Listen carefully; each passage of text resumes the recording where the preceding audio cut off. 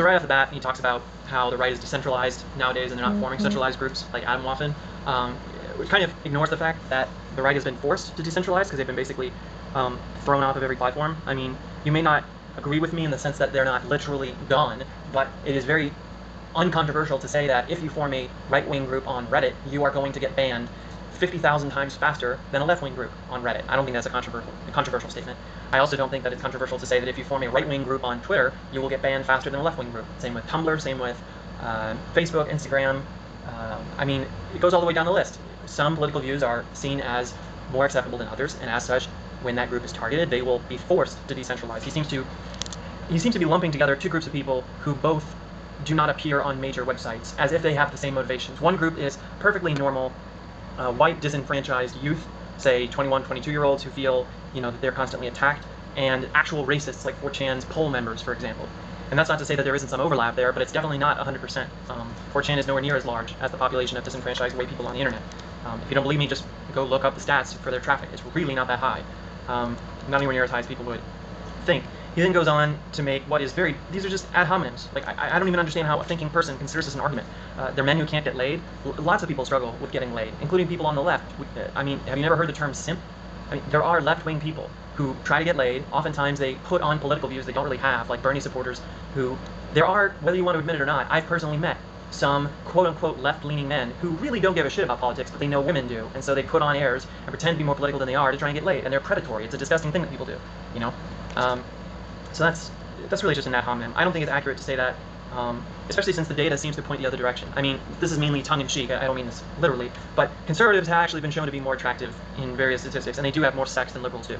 But completely ignoring that statistic, because it's just an ad hominem, this whole, oh, you just can't get laid, I mean, this is just, it's just an ad hominem. It's not really an argument. Same with the armchair psychology of likely abused or likely bullied. This is not just armchair psychology, it's projection.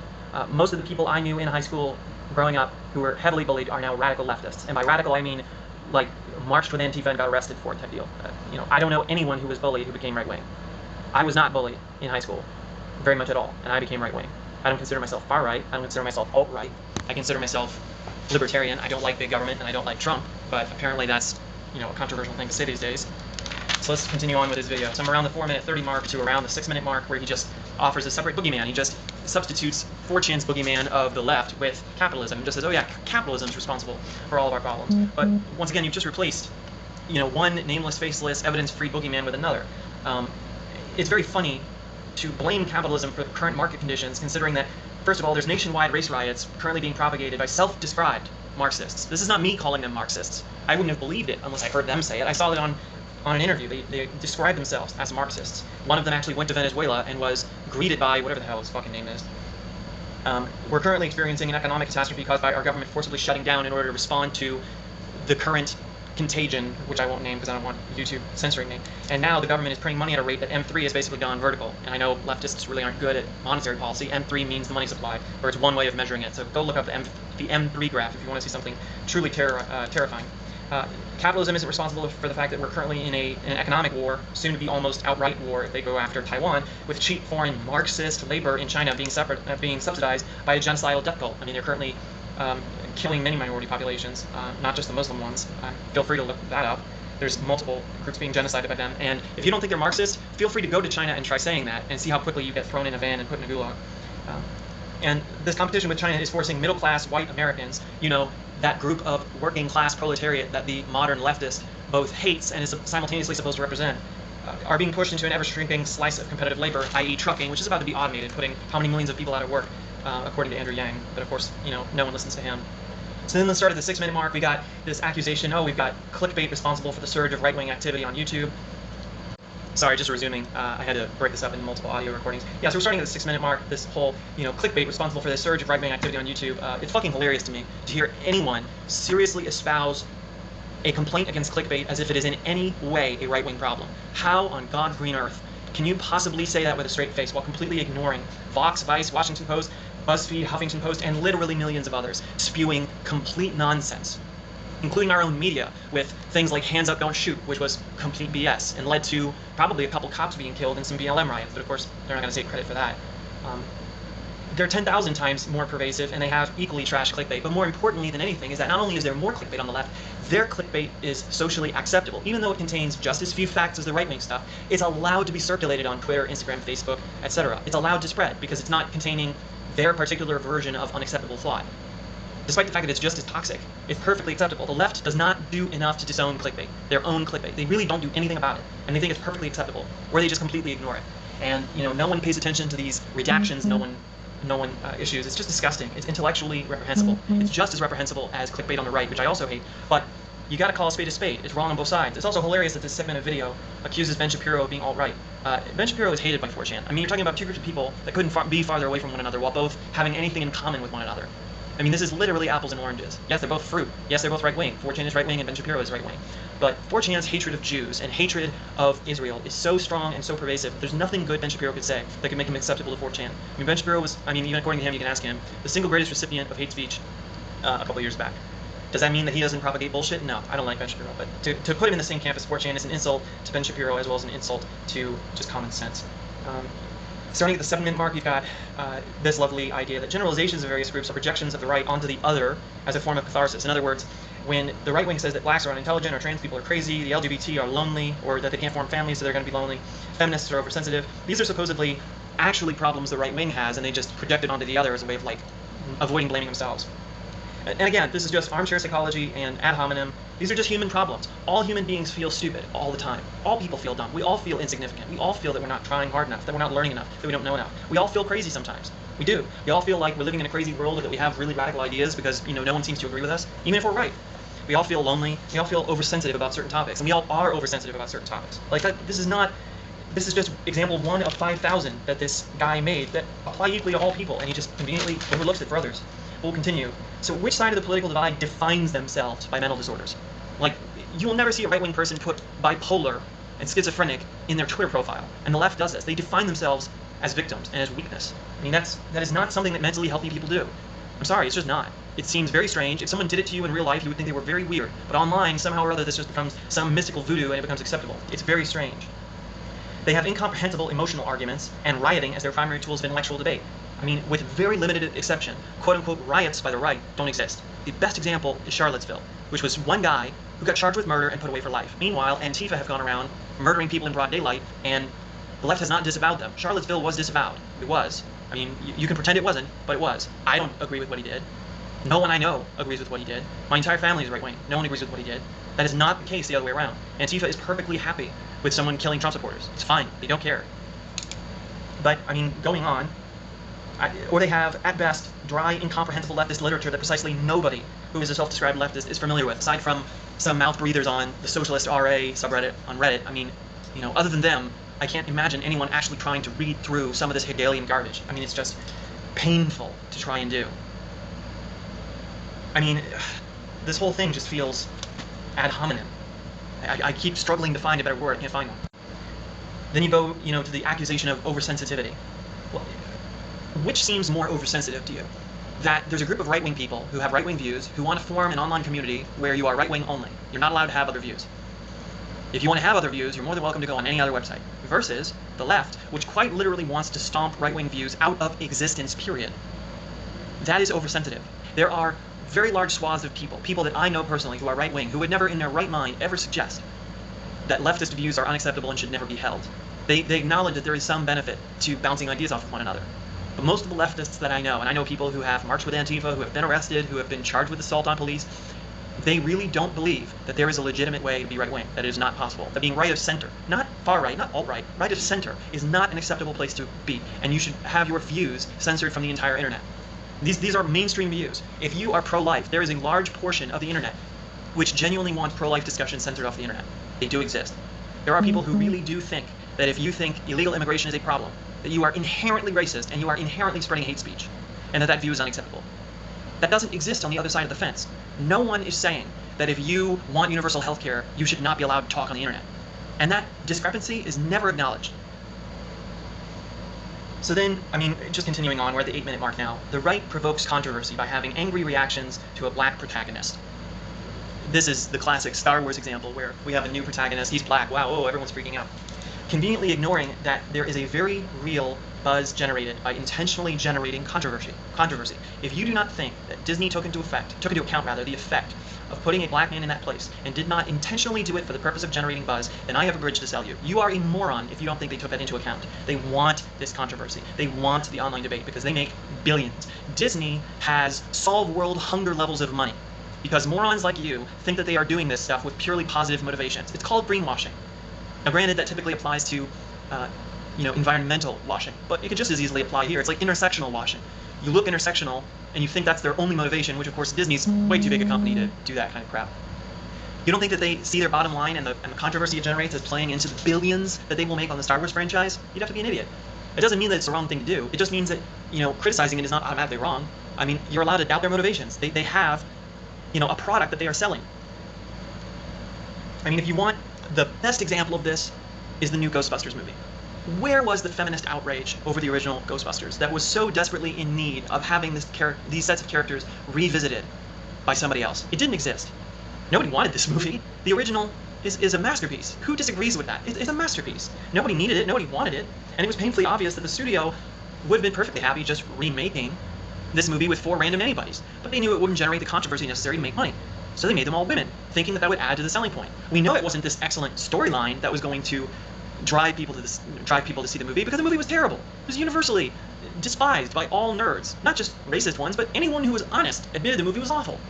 Like, it's very obvious that if they had remade the new Ghostbusters with 4 white dudes, or the exact same cast, proportionally and racially, in other words, 3 white guys and a black guy, if they had just done that, it would have just been a flop and no one would have talked about it, and no one would have seen it as this great paragon.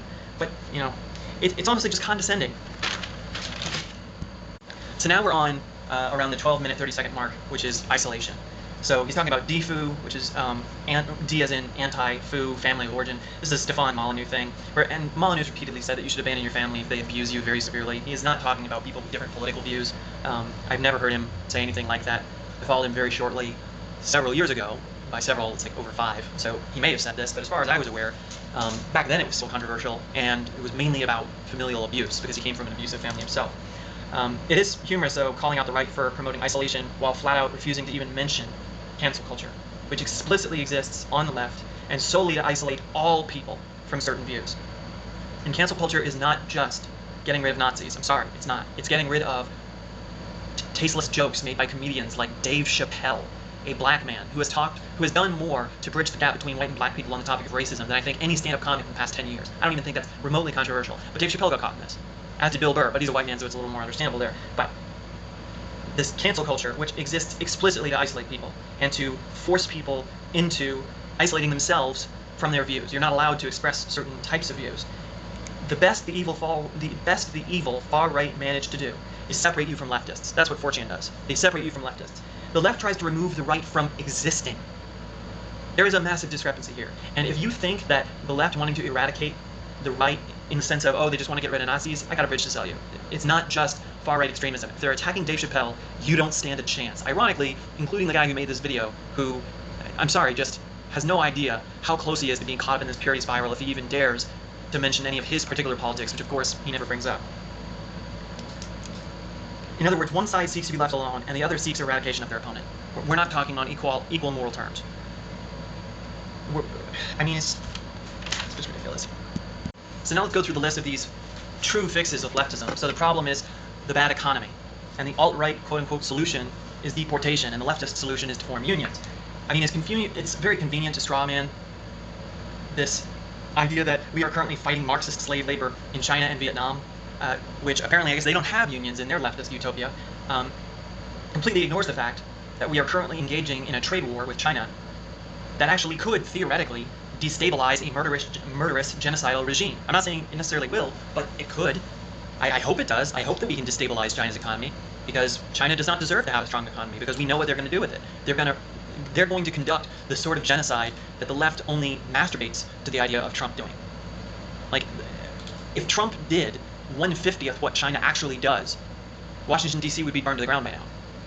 Meanwhile, I mean, talk to any economist, unions are going to increase the cost of goods produced in the United States. Now, whether you think that's good or bad is irrelevant. It will increase the cost, making us less competitive. China gains more of our manufacturing jobs, and we start to lose manufacturing jobs. That's just what happens when products become more expensive. Poor people in America working at Walmart are not going to pay for US-made goods if their prices increase. They will pay for more Chinese goods, which improves China's economy and harms ours, which causes China to become a world superpower faster than they already are.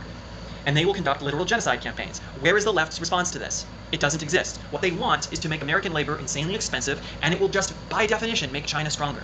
It's precisely the same thing that happens when we talk about environmental regulation. Leftists have nothing at all to say about how to coerce China into regulating their economy. Excuse me, regulating their environmental effect caused by their economy. Okay, the West produces smog. So does China and India. In fact, there are 5 rivers in China and India responsible for upwards of 90% of ocean pollution. Where are the leftists calling for this to be sanctioned? They won't, because it'll be perceived as racist, and they don't want to do that. The vast majority of CO2, 70% of the CO2 in our atmosphere, is coming from 2 countries, India and China. And that's sad, but it's true. They're not sanctioning them. They want to sanction the West. Well, what will happen if that occurs? China and India become strong. I have no problem with India becoming strong, but if China becomes strong, they are going to misuse that power. Making the West weak means that our ability to enforce or strong arm other people into environmental regulation becomes impossible. A strong America means we have the ability, we as the West, have the ability to actually affect change environmentally. Are we currently doing that right now? No. But the left's solution doesn't exist. They don't have a solution to this. So on to the next problem. Being a man sucks. And it does. In some ways, not in all ways. But there are pain points to it. The response from the left is that, well, this is caused by toxic masculinity. And the response from the right is, well, women are slutty. Well, what's the problem with this? It's a question I've asked leftists several times. I've never gotten a good answer to. What is the difference between toxic masculinity and regular masculinity? How does knowing the toxic masculinity variant exists fix anything? What the left is doing is the equivalent of pointing to a body in a ditch next to a car accident, rather than calling emergency services. And frankly, as a person who is suffering from toxic masculinity, because I do feel that there are aspects of masculinity that aren't that great, what is the left actually offering to help repair this?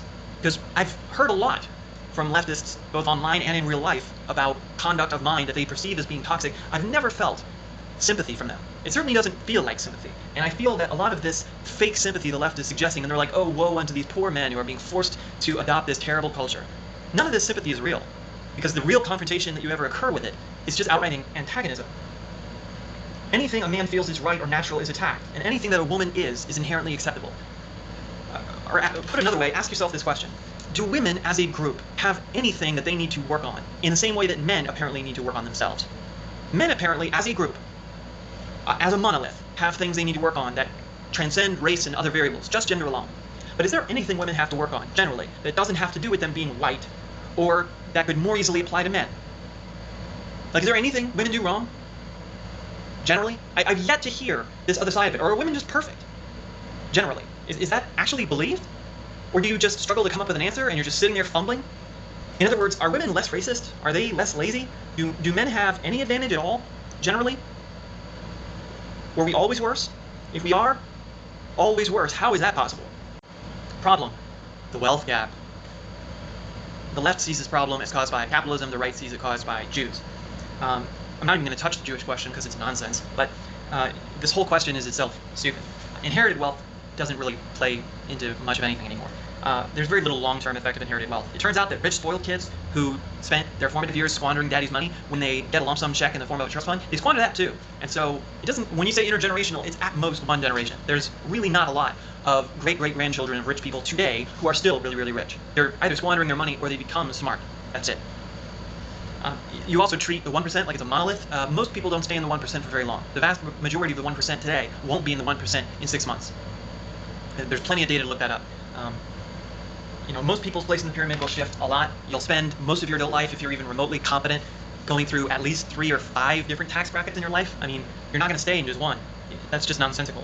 I mean, age plays greatly into what tax bracket you're in, because as you gain experience, you gain more money. That's really not hard to see. It also plays into this fallacy that if you are rich, then you made me poor, which is a fixed pie fallacy, but it's painfully obvious that isn't the case, because wealth is in fact generated when exchanging money for other things. I mean, when you only look at money in an economy, money moves around, and rich people get it, and poor people lose it. And what you don't understand is that the poor people are buying things. They're not just giving the money away. They are buying goods and services. Clearly, they are buying goods and services that are worth more than the money they're spending. If I buy J.K. Rowling's book before she got denounced by the left for insert, slightly offensive belief here, which is funny, but whatever. If I buy a Harry Potter book for $20, I clearly value the book more than $20, which means that we both benefited. She got $20 for printing, on $1.10 worth of paper, her book, and I gained way more than $20 worth of value, because that book, I can give it to my kids, I can read it with my kids. There's a lot more value there than $20 that I'd spent on, 2 pizzas? So it's a fixed pie myth. Money is not a fixed pie. Money grows. That's also the reason why the GDP grows. I mean, how could the money supply grow and the GDP grow if we were not generating new wealth? You know, the pie is constantly growing and shrinking in size. Anyway, I mean, think about Amazon for a moment in the middle of this pandemic. I personally don't have to go grocery shopping because Amazon will deliver all of the goods and services I need to my front door, including deliveries with with Whole Foods, which is amazing. I don't have to go grocery shopping. You know, I take care of my elderly grandmother. The fact that I don't have to expose myself at a grocery store, that sounds like nudity. You know what I mean. I don't have to expose myself to a contagion. It's fantastic. And the billions of dollars they've made is because of the millions of people that they're helping with the exact same problem I have. So, you know, it's just silly. Next, we're at 1630, which is vocabulary changes as you move further into the right. The exact same fucking thing happens on the left. What the fuck does cis mean? What does turf mean? These words only make sense in the context as you move further to the left. They become more relevant. I mean, yes, normal people know them now, but that wasn't the case even 5 years ago. Those were very radical terms, and now they've become more normal. But the idea that, you know, terminology somehow makes it impossible to communicate with you is just ridiculous. There's just no attempt to reach out to them. You just don't reach out to the right. That's really what's happening. Now we're around the 17-minute mark. Basically complaining about this feedback cycle where you reinforce radicalization. There are literally Discord channels dedicated to convincing 13-year-old confused teenagers that they're actually secretly trans and they just don't know it yet. Go watch Democratic Socialism's YouTube channel for some of the cringiest shit you will ever see on YouTube, where they refuse to clap. They refuse to clap at a conference, a political conference designed to be a serious political party. They refuse to fucking clap. I can't even express how fucking bonkers that is. That's not me mocking some extreme fringe group. This is the public face of a quote-unquote legitimate political party that cannot fucking clap. How do you expect to bring those kinds of ideas to the national debate stage? This is why people think that Bernie Sanders and his ilk are mentally ill. Because you actually think this is reasonable. You sound insane. And this is just part of the purity spiral, this ever-shifting Overton window of acceptable behavior, where ironically the guy that made this video, this whatever studios, I can't remember the damn name, just some bullshit name, I hope to God, I mean this sincerely, I hope he never publishes his own personal held political beliefs. I hope he never fully exposes them. I hope he just offers these little pithy breadcrumbs like Nazi bad. Because if he ever spells out all of his political beliefs, just give it a year and he will be banned, or he will be ousted, or he will be attacked on Twitter. It's just a matter of time. I'm sorry, but this is just what's happening. We are being forcibly disenfranchised by an ever radicalized and accelerating left-bound Overton window of acceptable thought. Whether you agree with that or not, I don't know how you could disagree with it. You may think that it's a good thing, but the fact that it's occurring, how could you debate that? Around 1730 mark, oh, there's a lack of diverse interaction. We need more insert group here in television. The majority of college-age liberals have never met, acknowledged, argued with a sane, normal, right-wing person in their entire lives.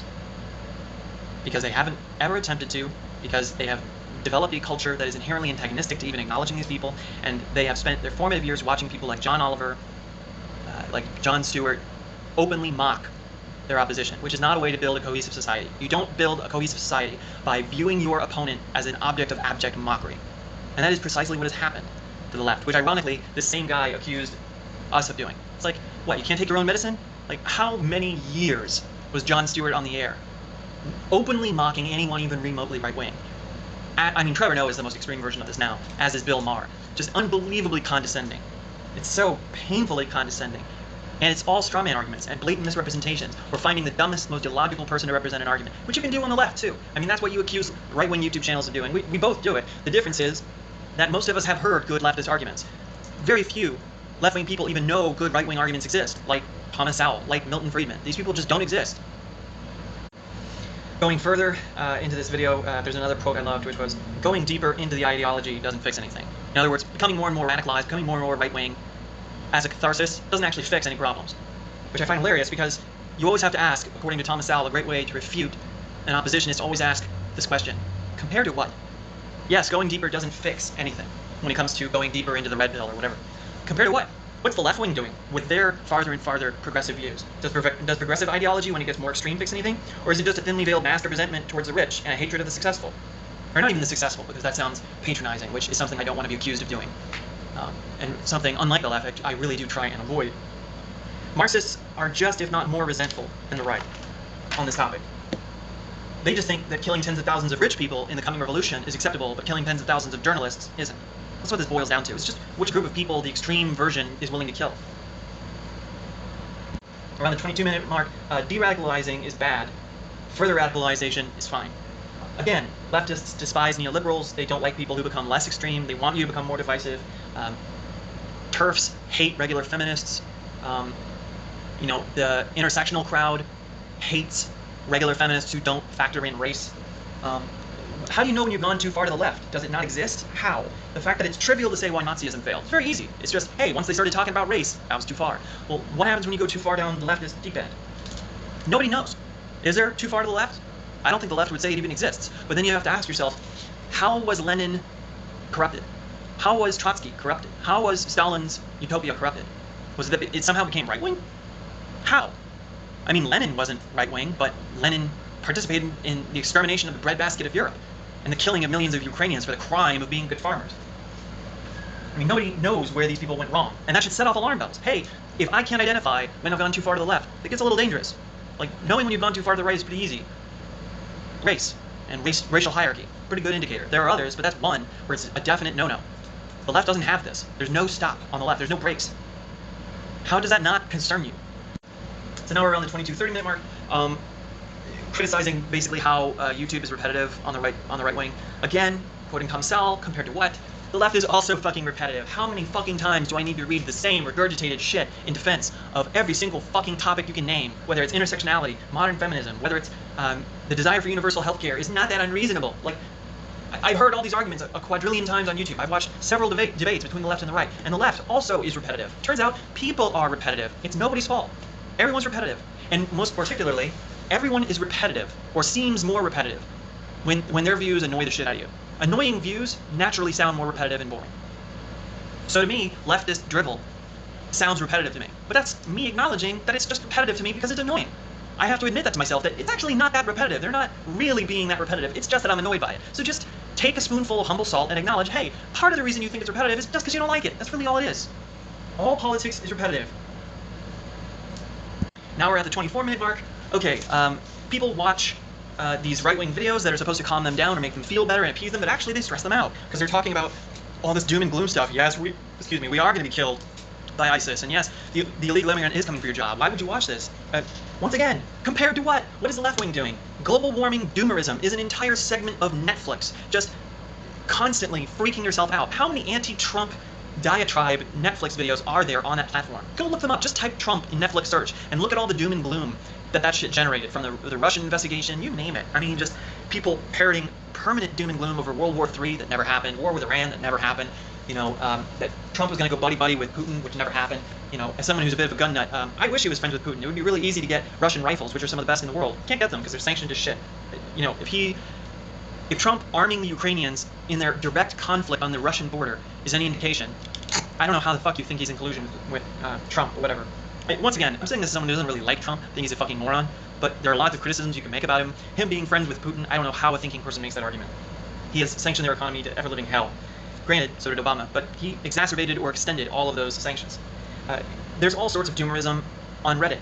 There's entire subreddits dedicated to it. Late-stage capitalism, a boring dystopia, political humor. It's all doom and gloom, 100% of the time. Leftists thrive on nihilism. If you want to know what, not all leftists are nihilists, but almost all nihilists are leftists. I mean, go on Twitter and look at some of the nihilist shit that you can find. It's almost all lefties. They define the world as oppressor versus oppressed. They see themselves as oppressed. That's naturally going to make you pessimistic. All social norms are becoming or are an open battleground for conflict. Leftists don't seek peace. They do not seek mental rest either. If they did, the farthest fringes of the radical left would be more calm than the marginally left. But they're not. And as it turns out, political extremism, period, and this is not horseshoe theory. I'm not saying, oh, they're all the same. I'm saying that the radical left is just as guilty of doom and gloom as the right is, and is just as guilty of self-reinforced anger as a mechanism to generate response. And then, I mean, that ties into his next quote, which is Gabe, this fictional character he's talking about, is going to these communities to get upset. It's pure projection. Oh my God. The left, I mean, just look at the Reddit front page sometime. It's all outrage porn. The left owns outrage porn. Yes, there's some on the right, but that's just a counterbalance. The Huffington Post, Vox, Vice, I mean, go down the laundry list. There is nothing but outrage porn. It's all controversy after controversy after controversy, and a lot of them are just made up. Hands up, don't shoot. How many cops died? People died as a result of that lie. The outrage porn exists on both sides. It's wrong on both sides, and the left needs to do more to call out clickbait. Okay, like, this is as far into the video as I can make it, because it's just giving me a fucking headache. Because it's just, he never stops to ask, does the left do this exact same fucking thing? Yes, they do. That's what I want to leave you with. It's the same shit.